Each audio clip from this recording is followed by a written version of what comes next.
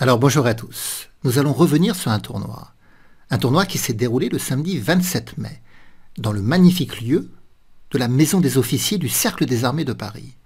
Et ce tournoi est organisé principalement par Joël Gauthier. Il organise d'ailleurs de nombreux tournois.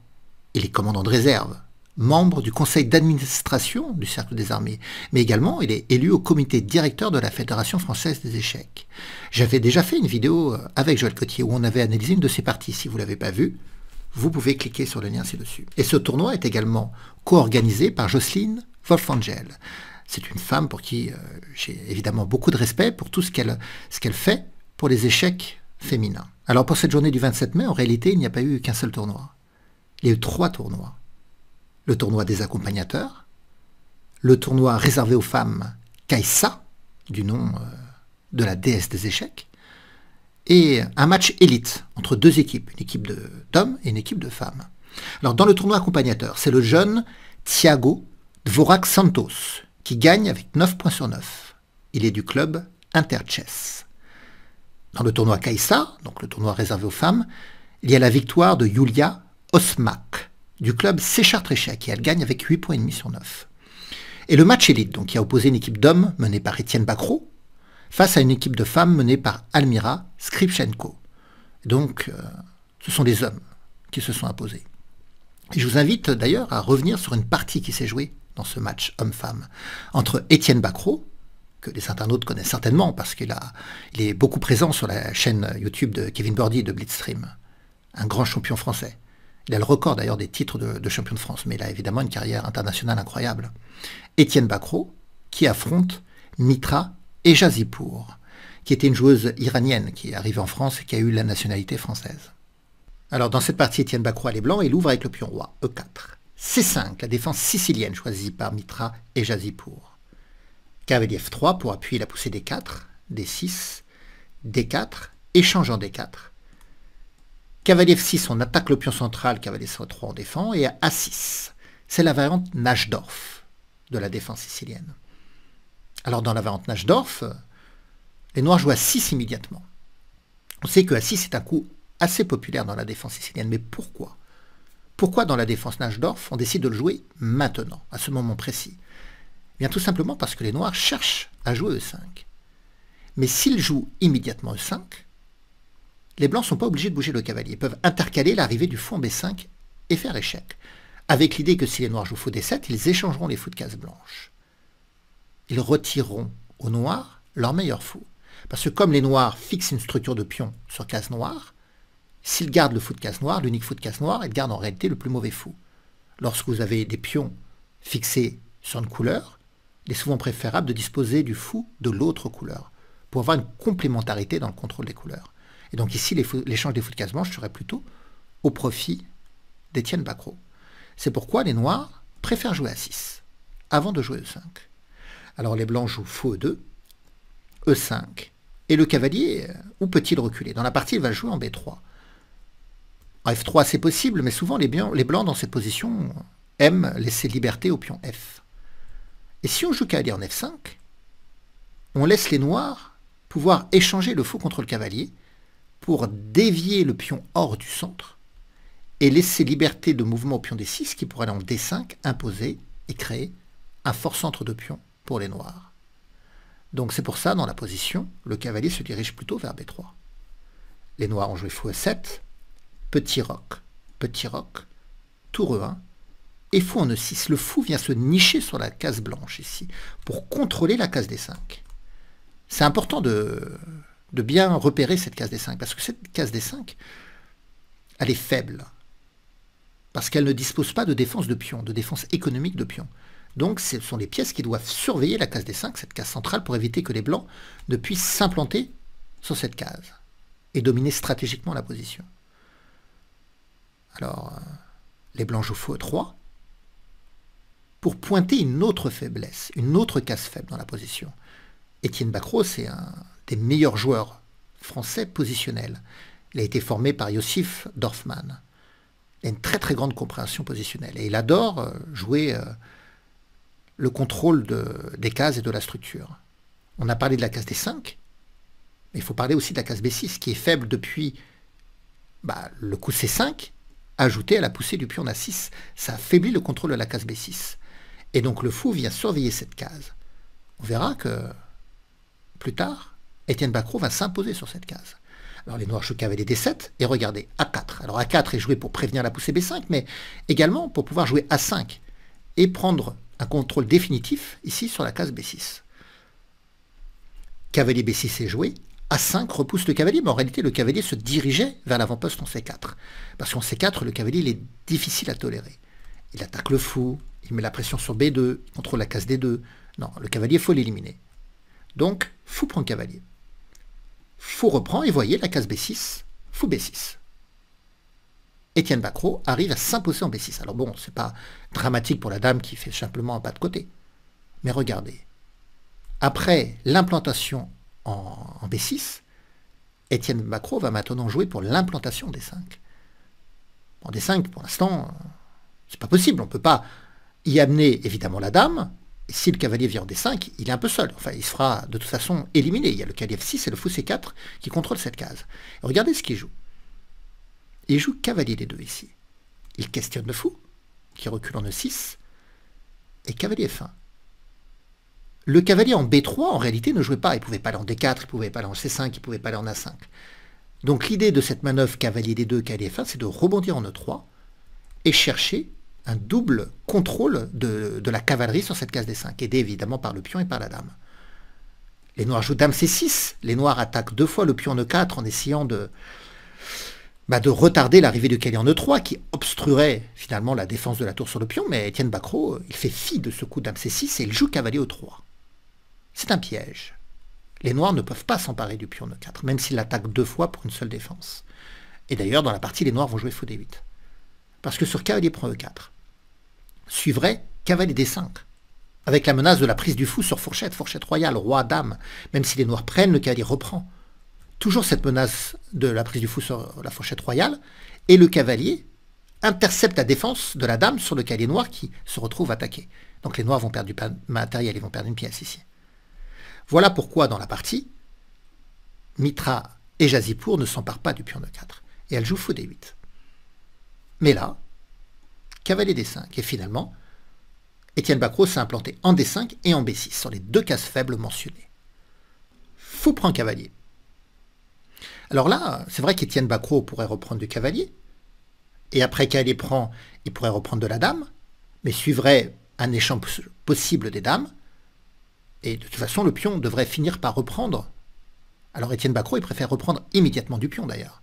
Ça attaque la dame, certes ça bouche la case et ça bouche le jeu sur la colonne, mais ça préserve les pièces. Il ne veut pas échanger trop de pièces pour garder une certaine complexité dans la position. Et puis surtout, après dame D7, comme il n'a pas échangé les cavaliers, eh bien le cavalier peut aller en C4. Et peut-être qu'on ne jouera pas l'implantation d'une pièce en D5, mais on peut chercher l'implantation du cavalier en B6. Parce que si les noirs prennent, ce qui ne s'est pas produit dans la partie, mais si les noirs prennent, le cavalier reprend et fait la fourchette dame-tour. Voilà pourquoi dans la partie, les noirs ont joué tour C8, ils n'ont pas pris. Alors les blancs protègent tout simplement par B3. On n'a toujours pas peur de fou prend parce que le cavalier reprendrait et ferait la fourchette. Et là, Mitra et Jazipour reculent son cavalier en E8. L'idée, c'est de rendre la liberté de mouvement au pion F7. Parce que les noirs, sur le flanc droit de l'échiquier, ils disposent d'une majorité de pions. 4 pions contre 3. On verra que les blancs disposent de la même majorité de l'autre côté, avec 4 pions contre 3. Bientôt, Étienne Bacrot mobilisera sa majorité de pions à l'aile dame. Mais pour l'heure, c'est Mitra et Jazipour qui, en reculant le cavalier, menacent la première de mobiliser sa majorité de pions à l'aile roi. Et de prendre de l'espace, de prendre le contrôle des cases, et de dérouler une attaque contre le roi blanc grâce à cette majorité de pions. Alors Étienne Bacrot, regardez ce qu'il fait. Il échange les fous. Il échange les fous pourquoi? Pour prendre l'implantation, pour implanter le cavalier en B6, et le fait qu'il quitte la case C4 libère son pion C2 pour jouer sa majorité de pions. Alors, le cavalier est venu en B6 avec gain de temps puisqu'il attaque la tour, et maintenant C4. Et l'idée, c'est de pouvoir poursuivre par B4, puis certainement tour C1 pour appuyer la poussée C5, et évoluer avec cette majorité de pions dans le but de créer un pion passé, de générer un pion passé. Alors, F5 est joué, Mitra et Jazipour répond avec sa propre majorité à l'aile roi. B4, Dame H4. On voit comment les noirs pourraient construire une attaque contre le roi blanc. Il peut y avoir l'arrivée du cavalier, cavalier F6, cavalier G4, avec des doubles attaques en H2, mais également en F2. Et puis il peut y avoir la tour, qui bénéficie de l'avance du pion F, pour accéder à la case F6 et pouvoir rejoindre l'attaque sur la 6e rangée, sur les cases G6 ou H6. Vous voyez, donc il y a des pièces noires qui peuvent très vite arriver et créer des menaces contre le roi blanc. Alors tour C1 a été joué, alors principalement pour appuyer la poussée C5. Cavalier F6 menace cavalier G4 avec les attaques de F2 et H2. Alors Étienne Bacrot choisit de jouer F3 pour contrôler la case G4. Pion E4, les noirs cherchent à faire sauter le verrou de F3. Mais Dame D4 joué par Bacrot. Il va clouer le pion E4. Si le pion bouge ou prend, la dame noire est perdue. Donc Mitra et Jazipour se déclouent en bougeant la dame. Prise en E4, cavalier reprend, et C5. Alors, si les noirs prennent, on va reprendre du pion, et après, on pourra jouer D6 et générer un pion passé. La dame vient en G6, la tour vient en C4. Je ne sais pas trop pourquoi il a joué tour C4 dans la partie Étienne Bacrot. Je n'ai pas réussi à comprendre ce coup. Cavalier G5, bon là je comprends, par contre, le cavalier menace l'arrivée en F3, avec la fourchette royale, roi, dame, en prime, ça attaque même la tour, et le pion ne pourra pas reprendre puisqu'il y a un vis-à-vis dame-roi. Voilà pourquoi la dame s'était mise en G6 aussi, pour créer ce vis-à-vis et clouer le pion G2. Donc dame D3, la dame vient surveiller la case F3, et se retire d'une possible fourchette. Tour E8, la tour est revenue défendre l'autre tour en E1. Et là, vous voyez, Étienne Bacrot, il n'a pas peur de la perte de son pion C5. Bon, dans la partie, les noirs ont joué cavalier E4. Mais si les noirs avaient pris pour dévier la tour et prendre ensuite le pion C5, les blancs pourraient jouer D6 et libérer le pion passé, l'avance du pion passé, cette poussée D6, qui libère également la case D5 pour pouvoir faire des échecs au roi. Donc, voilà pourquoi, après tour C1, Étienne Bacrot, il n'a pas peur des échanges de tours et il n'a jamais peur de la prise du pion C5 parce que ça libère son pion passé, qui peut avancer et qui sera très bien soutenu d'ailleurs dans la position. Donc, cavalier E4 a été joué, cavalier C4. Alors c'est toujours pareil, hein, si elle est prise en C5, on joue D6, tour D8, tour D1, dame F6, prise en D6. Et là, encore un nouveau petit piège d'Étienne Bacrot. En fait, les noirs, ils ne peuvent pas prendre. Ils ont joué tour CD7 d'ailleurs. Parce que si les noirs prennent, il y a la case E6. Tour E6, fourchette. On attaque la dame, qui devra bouger, et le cavalier sera ensuite attaqué 2 fois pour une seule défense. Alors c'est vrai qu'il pourrait y avoir dame F8.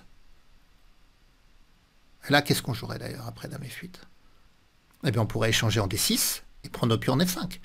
Faire cavalier prend D6, tour prend D6, tour prend D6, dame prend D6, et prélever le pion en F5. Et on a bien ce pion passé supplémentaire. Voilà pourquoi dans la position ici, les noirs n'ont pas fait cavalier prend D6, et ils ont joué tour D7. Alors, tour F1 a été joué, et c'est toujours pour mettre la pression sur F5. Hein. Si les noirs prennent avec le cavalier, on reprend, et si la tour reprend, ou la dame reprend, le pion F5 sera ensuite pas assez défendu. Regardez, par exemple, si à cavalier prend D6, on échange, et la tour prend ou dame prend, ça perd le pion en F5. Donc tour F1, c'est pour mettre la pression sur F5. Tour F7, on vient défendre. Tour E1. Alors tour E1, c'est toujours pour faire la fourchette en E6. Vous voyez, si les noirs prennent, ben, on ne fait pas cavalier prend, mais on joue tour E6. Attaque dame, attaque cavalier. Et ça gagne une pièce. Donc, G6 a été joué. H3, dame G7, roi H1, H5. Dame E3, H4. Et là, tour F4. Attaque le pion en H4. Alors les noirs jouent G5, ils évoluent avec leur majorité. Et là, que feriez-vous si vous étiez à la place d'Étienne Bacrot? Je vous invite à mettre la vidéo sur pause pour prendre le temps nécessaire à votre réflexion et à proposer votre coup, votre idée. Et on débriefe après, à tout de suite. Bon, alors j'espère que vous avez eu des bonnes idées. Et bien sûr, Étienne Bacrot, quand il arrive en F4, qu'il attaquait le pion en H4, il avait prévu cette poussée en G5. Et il l'attendait en réalité. Il l'attendait pour faire tour prend cavalier. Après tour prend, pion prend, dame prend, les blancs sont gagnants. Certes, ils ont une tour de moins, enfin une qualité de moins. Les noirs ont l'avantage d'une tour sur un cavalier, mais les blancs ont trop d'avantages. Déjà, les noirs n'ont plus leur majorité de pions contre le roi blanc, puisque ce sacrifice de qualité a permis aux blancs de prélever le pion que les noirs avaient de plus à l'aile roi. Et les blancs disposent de 2 pions passés ici qui entravent le jeu des noirs. Les noirs sont sans arrêt en train de s'occuper de ces pions passés. Et le cavalier sera capable de rejoindre le combat et de virevolter dans la position, d'être comme un voltigeur et finalement d'être aussi fort qu'une tour dans ce type de position. Il faut ajouter à cela que le roi va être plus exposé que le roi blanc. Parce que les blancs ont plus de hauteur et que les pions passés vont neutraliser les forces noires. Regardez, tour F8 a été joué, roi H2, dame C3, alors la dame essaie de s'infiltrer, de mettre des pressions un peu partout, mais tour E3. Alors la tour en E3, elle attaque la dame, mais elle défend aussi la cage G3 pour éviter que la dame puisse rentrer en G3, bien sûr, faire échec. Donc tour E3, une défense comme ça latérale. Si la dame noire vient prendre le pion B4, ce qui ne s'est pas produit dans la partie, elle va finalement s'écarter de l'aile roi, et son absence peut être dramatique pour le roi noir. On pourrait par exemple jouer dame G4, attaquer G5, et si les noirs jouent tour F5 ou tour G7 pour essayer de défendre, le pion peut continuer à avancer. Et ça devient trop dangereux pour les noirs à gérer. Donc dans la position, Mitra et Jazipour a préféré revenir en G7 pour défendre son aile roi. Dame 6. Alors le clouage de la tour en F7 va permettre à Étienne Bacrot de menacer l'avance de son pion passé en D7. Et donc voilà pourquoi Mitra et Jazipour décalent son roi pour redonner de la liberté à la tour F7, associée à la dame, pour que les 2 pièces contrôlent la case D7 et lutter contre l'avance du pion passé. Eh bien ça ne marche pas. Étienne Bacrot, il joue quand même D7. Et il n'a pas peur de ce tour prend pion D7. Pourquoi d'ailleurs? Alors ça n'a pas été joué dans la partie 1. Mitra et Jazipour va jouer dame D4. Elle va renoncer à tour prend D7. Mais pourquoi? Vous avez une idée? Alors je vous invite à mettre la vidéo sur pause pour voir ce que vous joueriez avec les blancs dans cette position, à la place d'Étienne Bacrot. A tout de suite. Alors, vous avez trouvé? Ici, eh bien, c'est le cavalier. On avait parlé du cavalier voltigeur, virevoltant, ici dans la position. Eh bien, le cavalier pourrait venir en E5, attaquer la tour, et menacer ensuite l'arrivée, par exemple, du cavalier en G6, avec les attaques également roi-tour. Donc, les blancs vont avoir ce cavalier qui va commencer à mettre des fourchettes un peu partout, et puis, on a toujours ce pion passé. À noter qu'on n'a même pas peur que, là on attaque la tour D7, que la tour vienne en E7, hein, toujours parce qu'on a cette fourchette en G6 d'ailleurs. Avec une découverte, on attaque le roi, on attaque la tour, et comme le cavalier vient de partir sur échec, ça a libéré la tour qui attaque également. On pourrait aussi s'amuser à prendre la tour pour attirer la dame et finir par la fourchette royale avec la découverte également de la tour. Ça gagnerait aussi. Donc dans la position, voilà pourquoi les noirs ne prennent pas le pion en D7, à cause de l'arrivée de ce cavalier. Donc ils jouent dame D4. Ils mettent pression sur le cavalier, pression sur la tour, mais ici le coup gagnant d'Étienne Bacrot, dame prend F7, dame prend tour. Et Mitra et Jazipour abandonnent. Alors pourquoi elle abandonne? Qu'est-ce que pourraient faire les noirs? Ils n'ont pas grand chose, ils ont une pièce de moins, donc ils vont prendre la dame, mais les blancs peuvent refaire une dame sur échec, avec l'attaque du pion G5. Donc le roi, il ne faut pas qu'il vienne en G7, parce que sinon on prendrait ce pion sur échec, il faut qu'il vienne en H7. Et là, évidemment, les blancs, ils ont toujours le pion passé, ils ont toujours le cavalier en plus. Mais il faut faire attention en réalité, parce que les noirs peuvent menacer aussi les échecs en F4, et avec un risque de perpétuel en fait, parce que la première rangée n'est pas défendue, il y a un risque de perpétuel contre le roi blanc. Et donc ici, avec les blancs, le meilleur coup en fait, c'est de prendre le pion en G5, d'abandonner le cavalier, mais ensuite de faire une collaboration tour, dame et tour, pour attaquer le roi noir qui n'a pas d'abri. Par exemple, si les noirs prennent le cavalier, alors moi je m'intéressais à tour E6 pour menacer tour H6 après. Mais quand j'analysais cette partie, l'ordinateur, lui, préférait faire un échec en H5, attaque le roi, attaque la tour. Si le roi commence à aller sur la 8e rangée, la tour pourra débarquer, donc peut-être roi G7. Et là, regardez, dame 5 échec. Pourquoi avoir fait ces échecs? Tout simplement pour que la dame vienne en E5 avec gain de temps sur échec, et qu'elle puisse contrôler la case E4 pour permettre l'arrivée de la tour, et qu'ensuite la tour puisse utiliser la 4e rangée pour attaquer le roi. Par exemple, sur roi G8, on joue tour E4, on repousse la dame, et derrière, on va pouvoir se mettre à attaquer le roi et à collaborer dans une attaque de mat, parce que le roi noir, il est trop dépouillé ici de défense. Voilà, donc une belle partie d'Étienne Bacrot, passionnante stratégiquement, avec des belles manœuvres de contrôle de case, un beau jeu d'évolution de pion passé central, mais également du jeu contre le roi. C'était passionnant. Voilà, et bien merci à tous ces protagonistes pour nous avoir fait vibrer dans cette partie et dans ce beau tournoi. Et merci aux organisateurs de continuer à organiser ce type d'événement en France. Parce que l'organisation de tournois, c'est pas facile. Ça demande des moyens, ça demande des locaux, ça demande du personnel. C'est vraiment pas facile. Et bien voilà, je vous souhaite une bonne fin de journée. N'hésitez pas à me laisser des commentaires, des pouces ou à partager la vidéo. Tout ce qui peut être fait pour m'aider. Au revoir à tous.